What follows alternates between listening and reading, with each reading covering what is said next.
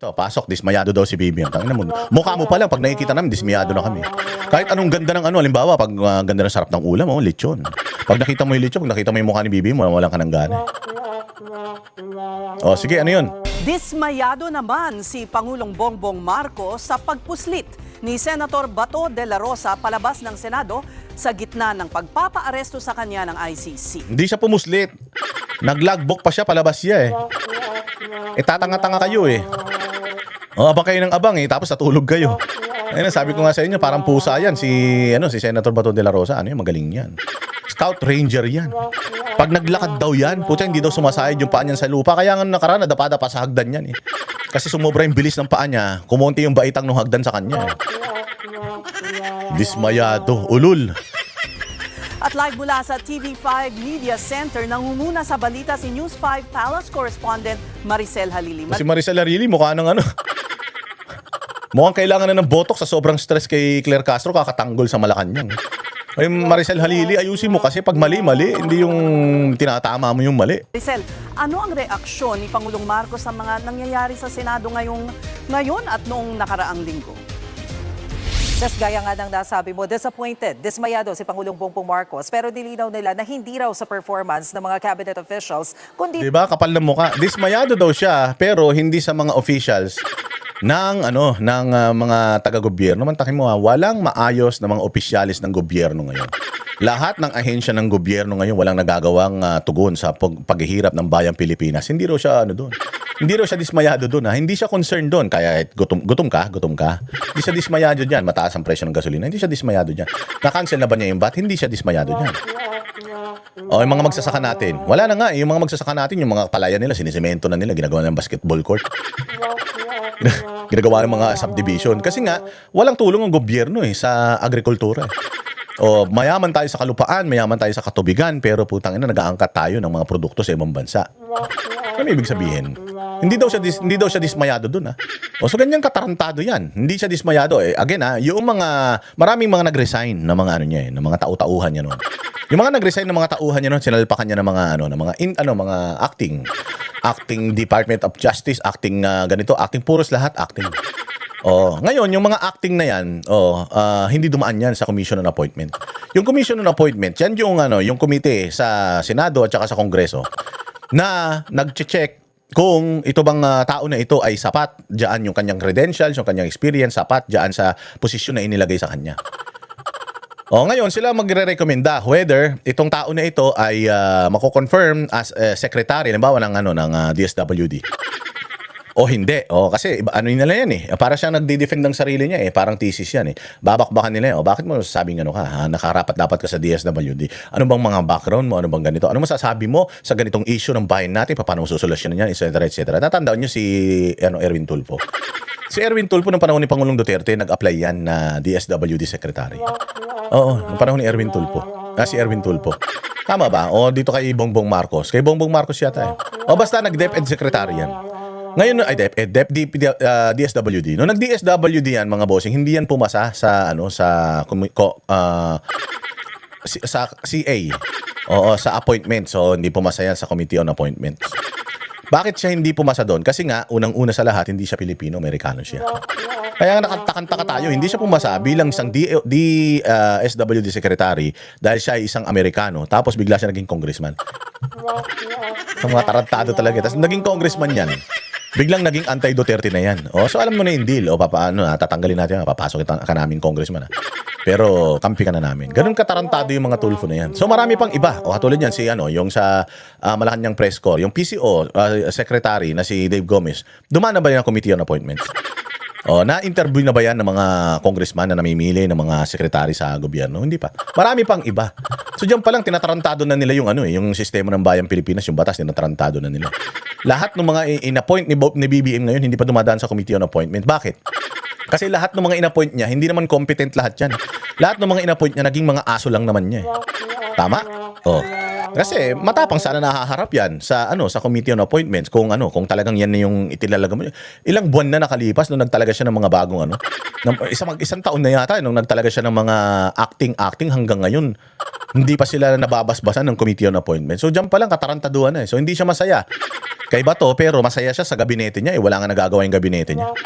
Abnormal, di ba? Doon sa mga developments, mga pangyayari sa Senado, lalo na ngayon na nalaman niya na nakaalis na nga ng Senate premises itong si Senador Bato de la Rosa. Sabi ni Undersecretary Claire Castro, ang Palace Press Officer, nakita yung pagkadismaya ni Pangulong Marcos dun sa pagdalo niya sa mga pulong. Makikita daw kasi dun sa asta ni PBBM and yung line of questioning niya doon sa mga meeting niya kung gaano siya kadismayado. Sino ba naman daw ang hindi ma-disappoint dun sa pag-alis ni Senador Bato mula dyan sa Senate Bakit ka? Hindi naman niya bahay yan.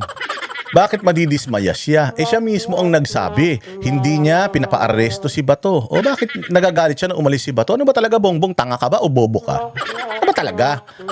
Gulo-gulo niyo mag-isip eh. premises. And bukod dyan, nagbigay din ng komento ang Malacanang SES tungkol nga dito sa naging pahayag ni Senate President Alan Peter Cayetano na under attack ang Senado. Pagbibigay diin nitong si Yusek Claire Castro kahit kailan hindi inaatake ang Senado at wala Ano palang tawag mo dito, Claire? Anong tawag mo dito? Nagmataya-taya sila dyan, nagtago-taguan, langit lupa, ganun. Kung hindi under attack ng Senado ay ng NBI ang Senado, sila nagpaputok ng baril papunta sa Senado.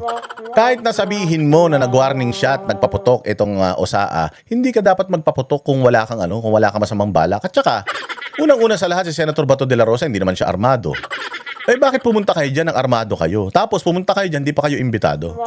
Di ba hindi kayo iniimbitahan sa Senate, nandiyan kayo. Ngayon, wala rin naman kayo imbitasyon sa Senate, bakit wala kayo sa Senate?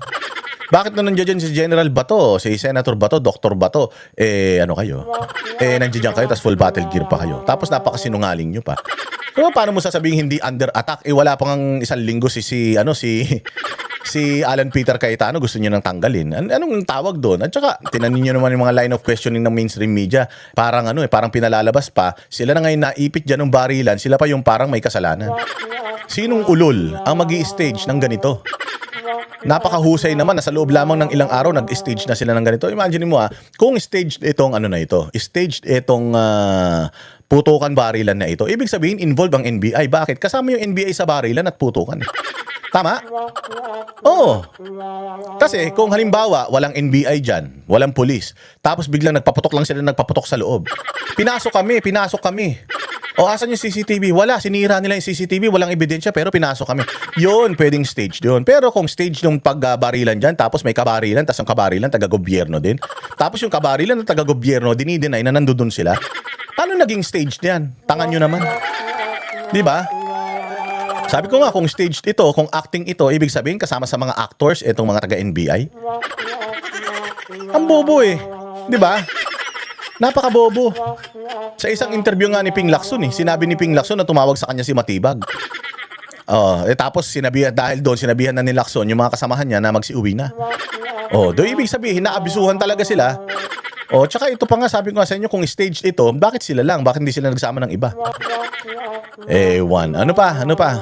daw silang nakikitang kabiguan o failure on the part of the National Bureau of Investigation dahil hindi naman daw sila yung pumalpak. Hinarang daw sila ng Senado para hindi ma-serve yung warrant of arrest laban nga dito. Putang ina ninyo, mga sinungaling pala kayo Magsiserve kayo ng warrant of arrest. Sinabi na nga ng presidente, hindi niya pinapa-aresto si Bato. Diba talaga? Kita niyo kung gaano kasinungaling itong NBI na ito.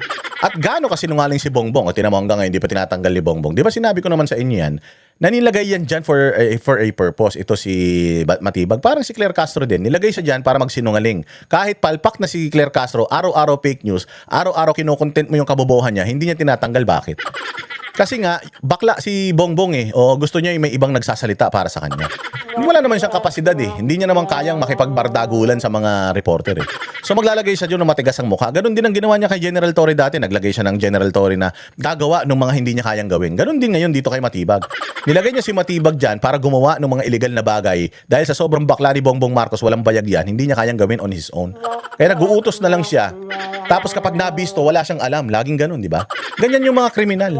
Yung mga kriminal, ganyan. Uutos lang yan ng mga tao na gagawa para sa kanila. Pag nahuli yung mga yon, anong gagawin nila? Yung mga boss ng mga kriminal, ipapapatay nila yan dahil loose end yan.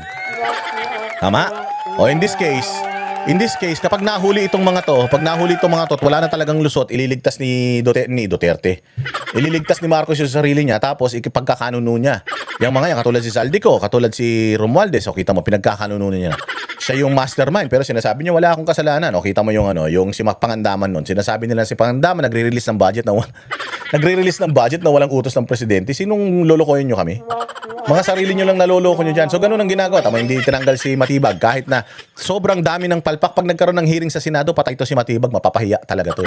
Kasi matapang siya ngayon dahil nag-i-interview sa kanya media, kakampi niya media. Pero kapag may investigasyon na dyan sa Senado at kinumpile lahat ng mga video na nakuha plus yung mga mga kasinungalingan niya sa mga interview niya, sobrang hiling magpa-interview eh.